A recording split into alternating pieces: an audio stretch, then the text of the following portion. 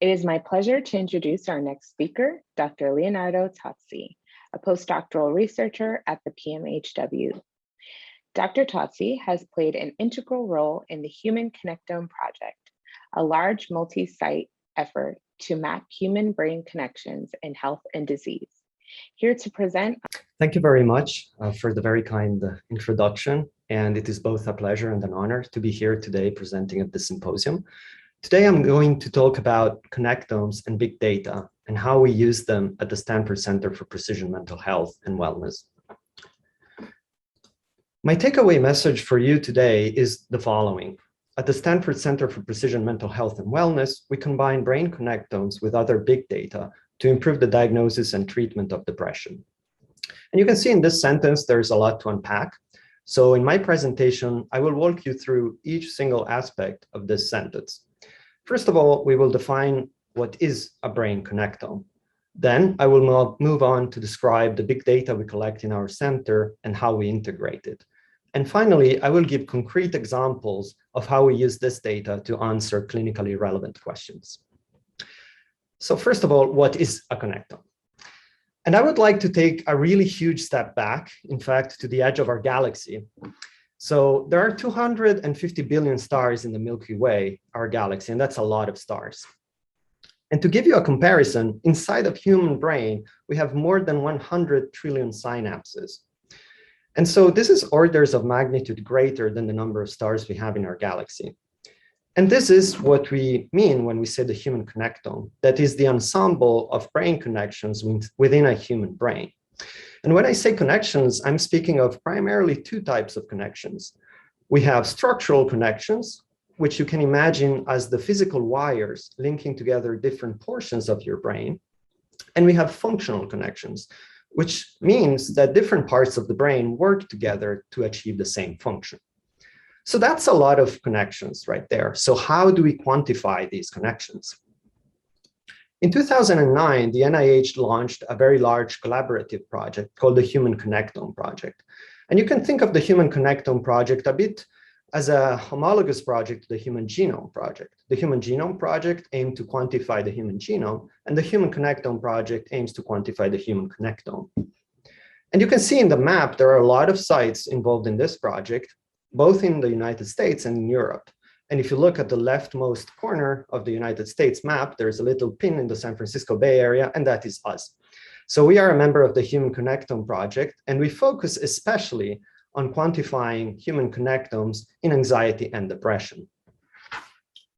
So pragmatically, how do we quantify a connectome here at Stanford? So as Dr. Williams already mentioned, we use a technology called functional MRI. This is a machine that allows us to take snapshots of brain function in time as participants perform a wide array of tasks. These are very large images, and after they have been collected, they get uploaded to our cloud storage systems and sorted in a database. After that, we are able to conduct sophisticated computational operations on this data, thanks to the Stanford High Performance Computing Clusters. And we are very grateful for the support of the Stanford Research Computing Center that allows us to perform these very computationally expensive operations. At the end of these operations, we can summarize the function of brain circuits as numbers. And that is what we study and investigate in our experiments. Depending on the brain circuit we're interested in, we can ask people to perform different tasks inside the scanner. For example, Dr. Williams already mentioned this, the default mode circuit is a circuit that's especially active during free thinking. So what we ask people to do in the scanner to capture the activity of this circuit is to just let their mind wander as it naturally does. By contrast, the negative affect circuit is a circuit that's especially active when people are experiencing negative emotions. To probe this circuit, we simply show participants in the scanner, for example, images that are designed to elicit fear or anger. Again, another example is the cognitive control circuit. This circuit is especially involved in cognitive tasks. So what we do is we ask our participants to perform in the scanner some cognitively challenging tasks to probe this circuit. As you can see in the picture, we have a full menu of circuits we can probe, and each one of them is engaged by a specific task. So what we do is usually we let our participants perform all of these tasks, and then we obtain quantifications of the function of each of these circuits. So moving away from circuits for a little bit, I would now like to talk about big data at the center in general. And this big data we collect can be grouped into 4 large bins. I've already talked about brain circuits, but I would like to show you that we also have data on cognition, genetics, and of course, symptoms, which is crucial for our work. I already mentioned that we have data about brain circuits, but just to give you an idea of the scale, we currently have more than 6,600 brain scans, which amounts to more than 3 months of continuous nonstop scanning. Concerning cognition, we have more than 5,200 standardized clinical cognitive tests. And these tests measure cognition along several different dimensions. It could be attention, it could be executive function, it could be planning, anything. Moving on to genetics, we have more than 2,700 DNA codes to perform genetics experiments and to link genetics and the brain. And finally, of course, we have a very large data set of standardized clinical questionnaires, more than 7,000, that assess various symptoms of depression, anxiety, and other disorders. We also have thousands of free-form descriptions in the words of the participants themselves to do some natural language processing experiments as well. So our goal in the center is really to find ways to integrate this data, and in particular, highlighted here in red, how to relate the other types of data to circuits. And of course, we welcome collaborations and we work collaboratively a lot in the center. And here I am showing 4 of the key questions we think about when looking at this data. The first question is, what brain connections can we measure that are really important? I said we can measure thousands of connections, but which ones do really matter for the problem at hand? The second question is, how do these brain connections relate to symptoms? The third question is, can we identify biotypes of depression and anxiety? Meaning, can we group people with depression and anxiety into different groups based on their brain function? And finally, what are the best biomarkers we can discover that can predict clinically relevant outcomes? And in the next few slides, I'm going to give you an example of a study we conducted over the past couple of years for each one of these questions. So for the first question, what brain connections are most important? I would like to show you this data from a study we published last year.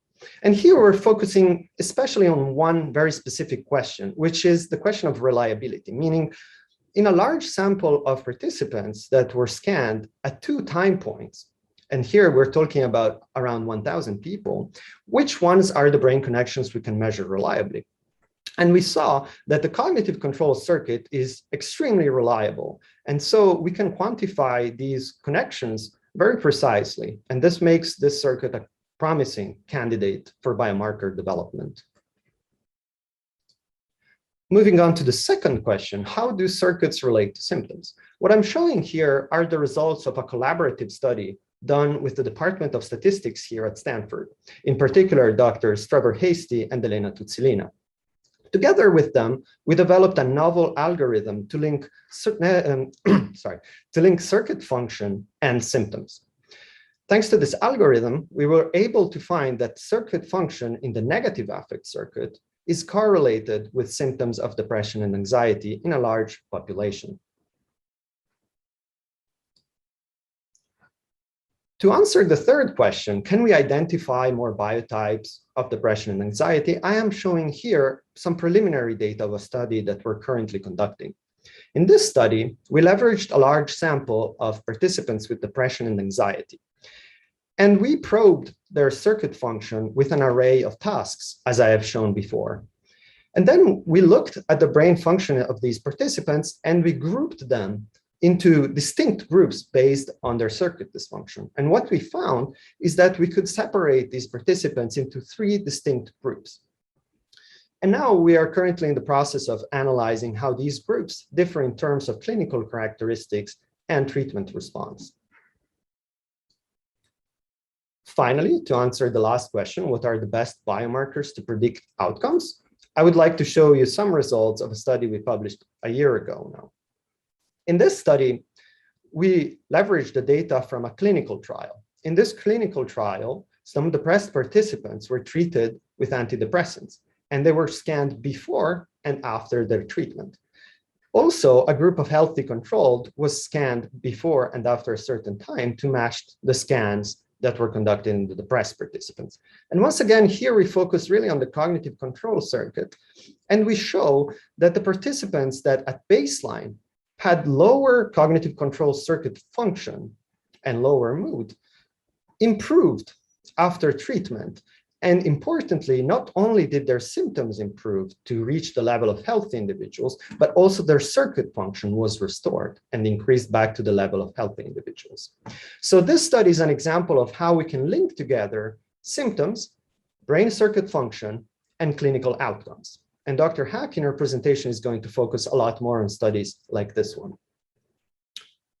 So this concludes my presentation, and I would like to spend the last few seconds thanking a lot of people. So first of all, I would like to thank the team of the Human Connectome Project for Disordered Emotional States, which is our branch of the Human Connectome Project here at Stanford. And of course, I would like to thank the staff of the center as a whole. This is really an extraordinary team to be part of, and none of this would be possible without the great collaborations that we run with each other. And finally, I would like to encourage you to participate in our research, to reach out and partner with us as we tackle these exciting questions. And I would finally like to really thank you for your attention. Thank you very much. I'll take any questions now. Thank you, Dr. Tozzi, for walking us through how the Human Connectome Project is combining brain connectomes with other big data to improve the diagnosis and treatment of depression. Let's move into the Q&A portion of our program. If you do have any questions, please do add those in the Q&A section. In the interim, I can start by asking Dr. Tozzi, how big is a functional brain image?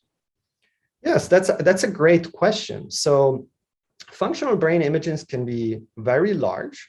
You have to keep in mind that what we are recording is the entire brain in time. So we have basically a three-dimensional image, and we have several three-dimensional images which correspond to snapshots of this brain in time.